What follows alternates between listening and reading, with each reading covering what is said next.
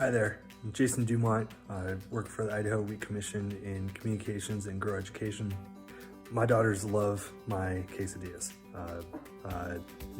First step, of course, is to have good tortillas. So today I'm using tortillas made from Idaho wheat. So I can't really go wrong there. And I'm just gonna walk you through what my daughters, who are young but old enough to know quality, they consider my quesadillas the best they've ever had. So I'm just gonna show you how I do it. Enjoy, thanks.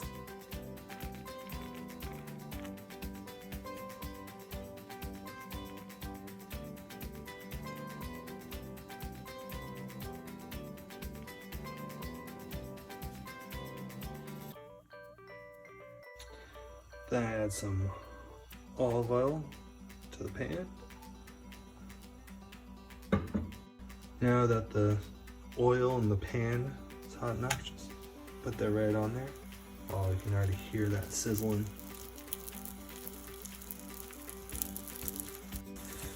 Make sure to do the quesadilla mid-range on the heat, just so I don't overcook it too much and I can get some of that golden brown. We'll see how this goes here. That's pretty good. Just let that oil set in a little bit. I'll flip it just one more time to the original side, let that oil settle in a little bit, let crisp up.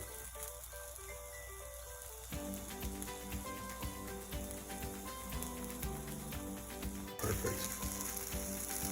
That's the right kind of brown I like. Perfect kind of coloring on the tortillas. All right, I'm ready to slice this in half and see how ready and gooey and cheesy this quesadilla is. Nice and melted in there.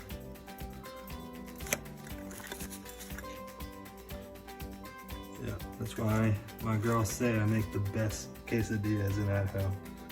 Yeah, that'll do. Thank you to all of the Idaho wheat growers and the millers for allowing us to have such delicious food. Be safe, take care.